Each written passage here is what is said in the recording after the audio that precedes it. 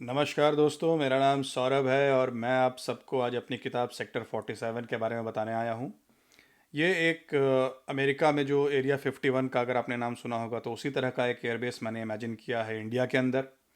और यहाँ पे मैंने इस कहानी का एक स्ट्रक्चर ये है कि इस एयरबेस पे जो फ्यूचरिस्टिक इंडियन वेपन टेक्नोलॉजी होगी, जैसे जो नए विमान इंडियन एयरफोर्स के लिए बनाए जाएंगे या जो नए मिसाइल्स बनाए जाएंगे, इनकी टेस्टिंग इस एयरबेस पे की जाएगी। तो ये अंडरग्राउंड एयरबेस मैंने इमेजिन किया है कि एक पहाड़ के अंदर एक अंडरग्राउंड एयरबेस बनाया गया है, वहीं पे एक रिसर्च लैब भी है।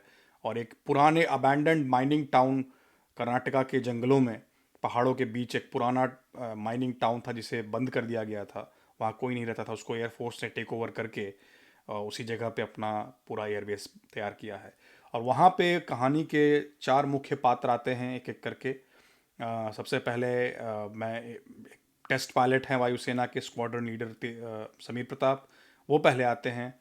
फिर एक कमांडो हैं भारतीय वायुसेना का जो कमांडो यूनिट है, गरुड़ फोर्स, उससे एक कमांडो, उनकी भी एक कहानी है कैसे वो कश्मीर में ऑपरेशन कर रहे थे। वहाँ पे उन्होंने कश्मीर जो घुसपैठ करके आए हुए कुछ आतंकवादियों के साथ उन्होंने बहुत ही अच्छी उनका इनकाउंटर होता है। और उसके बाद वो बहुत ही अदम्य वीरता का प्रमाण देते हैं। तो उसके बाद उनको फिर इस सीक्रेट एयरबेस के लिए उनको सिलेक्ट किया जाता है। फिर एक साइंटिस्ट हैं, भारतीय मूल की साइंटिस्ट, जो अमेरिका के एक बहुत ही प्रतिष्ठित इंस्टीट्यूट में काम कर रही थी, पीएचडी कर रही थी। और उनका काम, वो उस रिसर्च में वो एक ऐसा मटेरियल डेवलप कर लेती हैं जो कि रेडार को एब्जॉर्ब करता है और काफ़ी हद तक एब्जॉर्ब करता है। इस तरह का मटेरियल कभी डेवलप नहीं किया गया था।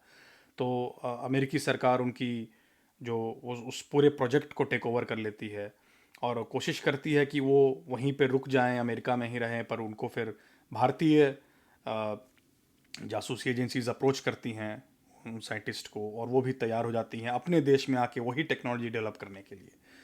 फिर इन सब के पीछे पीछे एक पाकिस्तानी जासूस भी आता है वहाँ पे उस सीक्रेट एयरबेस में। वो कोशिश करता है कि किसी तरह से भारत की जो कोशिश है कि वो अपना एक अ, अपनी एक सैनिक शक्ति बढ़ाए, अपने देश में ही आगे यूज़ होने वाले फ्यूचरिस्टिक वेपन्स डेवलप करे, उसको वो सैबोटाज करना चाहता है। तो ये कहानी है काफ़ी रिसर्च करके जो स्टेल्थ टेक्नोलॉजी होती है, जो कि लॉकहीड मार्टिन वगैरह के एयरक्राफ्ट्स होते हैं, F-22, F-35, F-117। फिर अपना भी जो इंडिया में भी जो LCA तेजस डेवलप किया गया है, तो इन सब का के बारे में काफ़ी रिसर्च किया गया पहले। फिर गरुड़ फोर्स के बारे में रिसर्च किया गया। इन सब के बारे में रिसर्च करके ये किताब लिखी गई है। तो आशा है आपको ये किताब पढ़ने में बहुत मज़ा आएगा। ये किताब इंग्लिश में है, आप इसे किंडल ऐप पे डाउनलोड करके पढ़ सकते हैं, अपने फ़ोन पे, अपने लैपटॉप पे।